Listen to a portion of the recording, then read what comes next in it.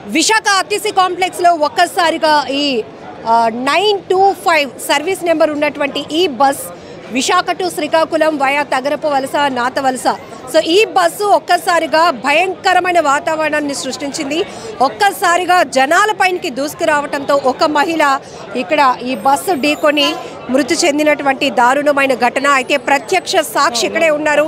ఇప్పటికీ నా కాళ్ళు చేతులు వణికిపోతున్నాయి. ఎందుకంటే ఆ బస్సు వచ్చిన స్పీడ్ చూస్తే మా అందరిపైకి దూసుకొచ్చేస్తుందేమో అని భయపడ్డాం మేడం. కానీ ఆ మహిళ పైనకి ఇంకొక అబ్బాయికి కూడా పెద్ద ప్రాణాపాయమే తప్పిందంటున్నారు. ఏం జరిగిందండి ఆ టైంలో? మీరు ఇక్కడే ఉన్నారా? అక్కడే నాకు బాగాలేదు మేడం గారు. ఊరు వెళ్ళాలా లేకపోతే కంచరపాలెం నేను ఉన్నాను. నేను రియాలిటీగా నేను అంత స్పీడ్ నా లైఫ్లో చూడలేదు. అంటే నేను కూడా డ్రైవర్, ఆటోమేటిక్ బండి ఆటోలు తోలినతనే. నేను పక్కనే కూర్చొని జస్ట్ పడుకుని రిలాక్స్ అయ్యి ఇలా చూస్తున్నాను. బండిలో మటు ఎవరు లేరు, ఒక డ్రైవర్ గారు ఉన్నారు. మరి కండక్టర్ వెనకాల కూర్చోనో లేదో నాకు తెలియదు, కానీ డ్రైవర్ గారు వచ్చారు. వచ్చినంటే అమాయంతంగా వచ్చి ఆ పోల్లో కొట్టిన వెంటనే అందరూ ఉలికి పడిపోయాం మేము. అయితే దానికన్నా ముందు ఒక బాబు ఉన్నాడు, ఒక 15-16 సంవత్సరాలు అతను ఉన్నారు. నెక్స్ట్ ఏంటంటే ఆవిడ 2 బ్యాగులు పట్టుకొని ఉన్నారు. నేను ఆవిడకి చూసాను తప్ప నేను చెప్పలేని స్థితిలో, రే బస్సు వచ్చేస్తుంది, స్పీడ్గా వస్తుందిరా, ముందుకు పరిగెట్టు అన్నాను. కేక పెట్టాను, అయినా వచ్చి గుద్దింది. నేను ఇంకా చూసింది జరిగిన వాస్తవం. బస్సు స్పీడ్ అంటే ఎంత దూరంలో దాన్ని అబ్జర్వ్ చేస్తూ వస్తున్నారు అంటే, జనరల్గా ఈ ప్లాట్ఫామ్ దగ్గరకు వచ్చినప్పుడు ఏ ఊరికి బస్సులు అక్కడ ఆగుతూ ఉంటాయి, కానీ ఇది ఏదో ప్రమాదంకి ఇది ఏంటంటే ఇప్పుడు పోలీసు వారైనా గవర్నమెంట్ వాళ్ళైనా తను తాగి డ్రైవ్ చేస్తారా లేకపోతే దాంట్లో బ్రేక్ ఫెయిల్ అనేది కంపల్సరీ నిర్ధారణ చేయాలి ఈ విషయానికి. ఇప్పుడు మేమే చనిపోయి ఉంటే మా ఫ్యామిలీ ఎంత బాధపడతారు? లేదు మేడం గారు, నడుచుకుని వస్తుంది పాపం. టాయిలెట్కు దానికి వెళ్ళి నేను అది కూడా చూడలేదు. అయితే ఈవిడ చనిపోవడం స్పాట్లో కరెక్ట్ వచ్చేసింది. దానికన్నా ముందు ఒక అబ్బాయి ఉండాడు. మరి ఏ ఊరు నేను అనుకుంటున్నాను. నేను ఒరే నాన్న జంప్ చేయను, అయినా గుద్దిందో లేదో నేను అప్పుడు కళ్ళ చెదిరిపోయింది. ఈ లోపల తగిలేసింది కదా, డాయమని సౌండ్ వస్తే మేమంతా ఉలికి పడిపోయాం. ఆ అబ్బాయి కూడా చనిపోయేవారు. ఇక్కడ ప్రత్యక్ష సాక్షి చెప్తున్నారు, నేను ఇక్కడే ఉన్నాను. అయితే ఒక్కసారిగా మహిళ ఇక్కడ నడుచుకుంటూ వస్తోంది. పాపం 2 బ్యాగులు కూడా ఆ మహిళకి సంబంధించినటువంటి బ్యాగ్స్ కూడా మనకి కనపడుతున్నాయి. అయితే ఈ బస్సు వస్తున్న అతి వేగం దూసుకొస్తుంది. ఇది లోపలికి వచ్చేసి మా అందరిపైనకి కూడా బస్సు దూసుకొస్తుందేమో అని భయపడుతూనే ఈ మహిళ ముందు ఒక 16 సంవత్సరాల అబ్బాయి కూడా ఉంటే, అరే బస్సు వచ్చేస్తోంది దూకరా, జంప్ చేయరా అని నేను అరిచి ఆ అబ్బాయి ప్రాణాలు కాపాడాను అంటున్నాడు. ఇప్పటికీ కూడా అసలు ఎవరు ఆ మహిళకు సంబంధించినటువంటి ఇంకా పూర్తి వివరాలు తెలియలేదు.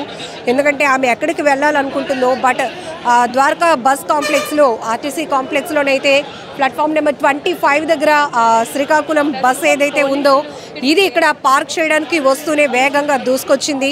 అయితే బ్రేక్ ఫెయిల్నా లేకపోతే ఇంకే కారణాలు అనే దానిపైన కూడా ఇప్పటికే ఆర్ఎం గారు అలాగే పోలీస్ డిపార్ట్మెంట్ కూడా ఇక్కడికి చేరుకుని దర్యాప్తు చేస్తున్నారు. ఒక్కసారి మనం చూడొచ్చు, ఈ బస్సు ఈ పార్కింగ్ దగ్గరికి వచ్చే సమయానికి ఇక్కడ రిలాక్స్ అవ్వాల్సినటువంటి పరిస్థితి. కానీ ఇది అంత దూరం నుంచే ఈ బస్సు తీరు, ఆ వస్తున్నటువంటి స్పీడ్ చూస్తే ఇదేదో మా పైకి దూసుకొస్తుంది, సంథింగ్ ఈజ్ రాంగ్ అని నేను గమనించాను. ఎందుకంటే నేను కూడా ఒక డ్రైవర్నే, కంచరపాలెంలో ఉంటాను. కంచరపాలెం వెళ్ళాలా ఊరు వెళ్ళాలా అని డిసైడ్ అవుతూ ఇక్కడ వెయిట్ చేస్తున్నాను బస్ కోసం. కానీ ఆ మహిళ ఎవరో నడుచుకుంటూ వస్తునే సమయంలోనే మీరున్నారండి అప్పుడు ఇక్కడ చూసారా? ఎవరికో గాయాలయ్యాయి అని కూడా విన్నాము. తీసుకెళ్ళిపోయారమ్మా అతనికి. అబ్బాయి కొద్దిగా బాగా కోమలాగా ఉన్నట్టున్నాడు. షాక్ అయిపోయి తీసుకెళ్ళిపోయారు. తీసుకెళ్ళిపోయిన తర్వాత 30 ఇయర్స్ ఇక్కడ కుర్రోడు ఉన్నాడండి. ఆ స్టేట్మెంట్ బాగా ఇచ్చాడు అబ్బాయి. ఎక్కడ ఉన్నాడు అటు సైడే. సో ఇక్కడ ఒక్కసారిగా బస్ డ్రైవర్లు కానీ మిగతా ఈ ప్రయాణికులు కావచ్చు అందరూ కూడా ఒక్కసారిగా షాక్లో ఉన్నారు. ఎందుకంటే ఆర్టీసీ కాంప్లెక్స్ ఇక్కడ బస్సు ఇలాంటి ప్రమాదానికి గురైంది అంటే ఖచ్చితంగా పెద్ద ప్రమాదమే జరగడానికి అవకాశం ఉంటుంది. కానీ అలర్ట్ అవ్వడం వల్ల చాలా వరకు ప్రాణాపాయం తప్పింది. కానీ ఆ మహిళ మాత్రం ఈ బస్సుని ఢీకొని ఇక్కడ చనిపోయినటువంటి దారుణాతి దారుణమైన పరిస్థితి. ఇక్కడ మనం బస్సు విజువల్స్ కూడా చూస్తే మీరు ఫ్రంట్ ఎలివేషన్లో ఇది పూర్తిగా చొచ్చుకుపోయినటువంటి పరిస్థితి. లోపలికి పోల్ని గుద్దటం వల్ల ఎంత బలంగా మరి ఆమె ఆ పోల్కి అంటుకుపోయినటువంటి పరిస్థితి కూడా కనపడుతోంది. చాలా దారుణం. బట్ ప్రత్యక్ష సాక్షి ఇప్పటికీ కూడా నేను షాక్లో నుంచి తేరుకోలేకపోతున్నాను. నా కాళ్ళు చేతులు వణికిపోతున్నాయి మేడం. ఎందుకంటే ఆ బస్సు ప్రమాదంలో నేను చనిపోతే ఇంకెవరికైనా ఏదైనా అయ్యుంటే కుటుంబాల పరిస్థితి ఏంటి, అది తలుచుకుంటేనే నాకు కాళ్ళు చేతులు వణుకుతున్నాయి, కళ్ళల్లో నీళ్లు తిరుగుతున్నాయి అని చెప్తున్నాడు. బట్ ఒక్కసారిగా ప్రతి ఒక్కరు షాక్కి గురైపోయినటువంటి పరిస్థితి ఇక్కడ కనపడుతుంది. గేదెల ముత్యాలమ్మ 45 సంవత్సరాల ఆమె. అయితే కూతురు ఇంటికి ఫంక్షన్ కని వచ్చి మళ్ళీ తిరిగి ఇంటికి వెళ్తూ ఉండగా బస్సు ప్రమాదంలో ఆమె అక్కడికక్కడే మృతి చెందినటువంటి దుర్ఘటన జరిగింది. సో మీరేమవుతారండి? ఆమెకి అల్లుడు అవుతారండి, పెద్దల్లుడిని. ఎక్కడికి ఏ ఫంక్షన్కి వచ్చారు? ఆమె అన్నప్రాసన కోసం వచ్చారండి నిన్న. ఆవిడ ఉండేది ప్రాపర్ ఎస్కోట మండలం పోతనపల్లి గ్రామం. అక్కడి నుంచి ఇక్కడికి వచ్చారు. అన్నప్రాసన అయిపోయిన తర్వాత తిరిగి ముఖం ఏ వాళ్ళు పడతారు, ఏ వాళ్ళు వెళ్ళడానికి బయలుదేరారు. మనవడిది మా అబ్బాయిది అనమాట. పెద్ద కూతురు మా ఇంటికి వచ్చారు. చిన్న కూతురు కూడా వచ్చారు, అందరూ వచ్చారు. వాళ్ళు ముగ్గురు కలిపి ఇక్కడ వాళ్ళు నలుగురు కలిపి ఇక్కడికి వచ్చారు. చిన్న కూతురు, వాళ్ళ పాప, వాళ్ళ బాబు, ఆవిడ కలిపి ఇక్కడికి వచ్చారు. వాళ్ళు బస్సు ఎక్కించిన తర్వాత ఇవిడ వెళ్ళడానికి రెడీ అయ్యారు అనమాట. వాళ్ళు 4:30 ఆ ప్రాంతం, 30 గంట అవుతుందండి అంతే. వెంటనే ఇక్కడ వెంటనే చూస్తాను నేను. అది చూసి ఇంకా ఇమీడియట్గా వచ్చాను అనమాట. ఇక్కడ ఉంటుందేమో బాడీ అని చూడడానికి వచ్చాను. లేదు కేచి తీసుకెళ్ళిపోయి చెప్పారు. 45. అవునండి, డైలీ లేబర్ పని చేస్తూ ఉంటారు. డైలీ వైజ్ కూలి పనే చేస్తారు. ఎక్కేపాలెం హోటల్లో చేస్తారనమాట. కొంచెం పార్సల్ కడతారు. ఇద్దరు పాపలేనండి, బాబులు ఎవరు లేరు. ఇప్పుడు అప్పటి వరకు మీ ఇంట్లో శుభకార్యంలో ఉన్నటువంటి ఆమె, మీ అత్తగారు ఒక్కసారిగా ఇలా ప్రమాదంలో మృతి చెందటం చాలా బాధాకరమైన విషయం. ఏం న్యాయం కోరుతున్నారు? ఏం జరుగుతుంది అనుకుంటున్నారు మీరు? అసలు ఏం జరిగిందో కూడా తెలియదు మేడం. ఇలాగ అయ్యింది. ఇప్పుడు వాళ్ళ కూతురికి ఇలా తెలియగానే ఫిట్స్ వచ్చి పడిపోయింది. మా కూతురికి హాస్పిటల్ తీసుకెళ్ళిపోయామండి ఆల్రెడీ. మా మిస్సెస్ని, పెద్ద కూతురిని ఫిట్స్ వచ్చి పడిపోయింది. హాస్పిటల్ కూడా తీసుకెళ్ళిపోయారు. అక్కడ మా అమ్మ మన పెట్టాను. ఇక్కడ నేను మా ఫ్రెండ్ వచ్చాం అనమాట వెళ్ళడానికి. మొన్న మేడం, మొన్న వచ్చారు. నిన్న ఫంక్షన్ జరిగింది. మొన్న సాయంత్రం వచ్చారు. నిన్న ఫంక్షన్ జరిగింది. ఈరోజు వెళ్తుండే వీళ్ళకి ఏదో ఒకటి మీ మీడియా మిత్రులు న్యాయం చేయాలి మేడం. ఏం న్యాయం కోరుతున్నారు? ఆర్టీసీ ఏం రావాల్సి ఉంటే అదే మేడం. ఇంకా అంతకన్నా మనం ఏం కోరగలం మేడం చెప్పండి. బాడీ అసలు చూశాను, ఫోటోలో చూశాను మేడం. డైరెక్ట్గా చూడాలి, వెళ్ళాలి ఇప్పుడు. అందుకని చెప్పేసి వెళ్తానని చెప్తున్నాను. సో ఇది చాలా దారుణమైన ఘటన. కూతురు ఇంటికి మనవడికి పేరు పెట్టడం కోసం ఆ కార్యక్రమానికి హాజరైనటువంటి మా అత్తగారు ఇంటి నుంచి తిరుగుముఖమయ్యి ఒక 40 నిమిషాలు అయినప్పటికే ఈ బస్సు ప్రమాదంలో ఇక్కడ కన్నుమూశారు అనే ఘటనతో ఒక్కసారిగా మీ కూతురు కూడా ఫిట్స్ వచ్చింది. అంటే నా భార్య ఫిట్స్ రావడంతో ఆమెను కూడా హాస్పిటల్కి తీసుకెళ్ళాం. కాళ్ళు చేతులు వణికిపోతున్నాయి. ఎందుకంటే మరి కాసేపట్లో బస్సు ఎక్కిపోవాల్సినటువంటి ఆమె ఎస్కోట వాళ్ళ సొంత ఊరు, అక్కడికి వెళ్లాల్సినటువంటి ఆమె బంధువులతో కలిసి నేమ్ సెరమనీ పేరు పెట్టే కార్యక్రమం అయిపోయిన తర్వాత ఇదే కాంప్లెక్స్కి వచ్చారు. వాళ్ళందరూ కూడా మీరు పిల్లలతో వచ్చారమ్మా, మీరు బస్సు ఎక్కేయండి, నా బస్సు వస్తే నేను వెళ్తాను అని ఆమె చెప్పినప్పుడు ఇక్కడ వెయిట్ చేస్తోంది. ఈ క్రమంలోనే ఈ బస్సు శ్రీకాకుళానికి సంబంధించినటువంటి బస్సు అతి వేగంగా వచ్చి ఆమెను ఢీకొట్టింది. అయితే ఆర్ఎం గారు చెప్తా ఉన్నారు బండి ఫిట్నెస్ బాగానే ఉంది అంటున్నారు. ఇంకొక వైపు డ్రైవర్ మధ్యలో లేరు, అది కూడా మేము టెస్ట్ చేసామంటున్నారు. కాకపోతే ప్రైవేట్ బేస్లో తీసుకున్నటువంటి 35 ఇయర్స్ డ్రైవర్, ఆయనకి ఇక్కడ కంట్రోల్ చేయటం పైన అంత గ్రిప్ లేదు, దానివల్ల ప్రమాదం జరిగిందనే కోణంలో మేము దర్యాప్తు చేస్తున్నామని కూడా చెప్తున్నారు. ఏది ఏమైనా ఒక్కసారిగా ఈ ప్రమాదంతో విశాఖ ఆర్టీసీ పరిసర ప్రాంతాలు విషాదకరంగా మారిపోయాయి.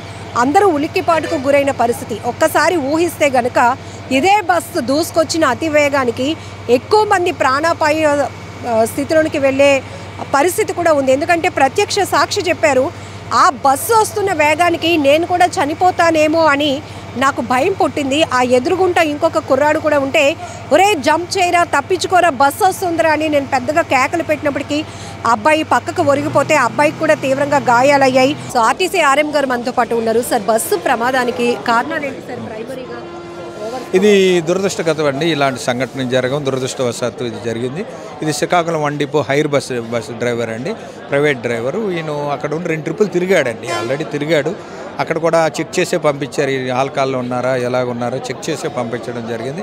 పంపించిన తర్వాత ఇక్కడికి వచ్చి ఆగిన తర్వాత ప్లాట్ఫామ్ మీద రాబోతున్నప్పుడు ఈ సంఘటన జరిగింది. మేము ఎప్పటికప్పుడు 5 కిలోమీటర్ల పరిధిలోనే ఉండాలి, ఓవర్ స్పీడ్ వద్దు, ఈ రకంగా బోర్డులు ఉన్నాయి. ఎప్పటికప్పుడు ఇక్కడ కంట్రోలర్స్ కూడా నియంత్రిస్తున్నారు, ప్రయాణికులు రద్దీని బట్టి నియంత్రించి ఎప్పటికప్పుడు చేస్తున్నారు. స్టిల్ అయినప్పటికీ కూడా కొంతమంది సరైన రీతిలో డ్రైవర్లు లేకపోవడం వల్ల అప్పుడప్పుడు జరిగే అవకాశం కనిపిస్తుంది. ఇలాగా డ్రైవర్కి ఎన్ని ఇయర్స్ ఎక్స్పీరియన్స్ ఉంది సార్? అది ప్రైవేట్ డ్రైవర్ అండి, చంద్రరావు అనే డ్రైవరు. ఆయనకు 10 ఇయర్స్ ఎక్స్పీరియన్స్లో ప్రైవేట్ డ్రైవర్ అండి ఆయనకు ఉన్నది.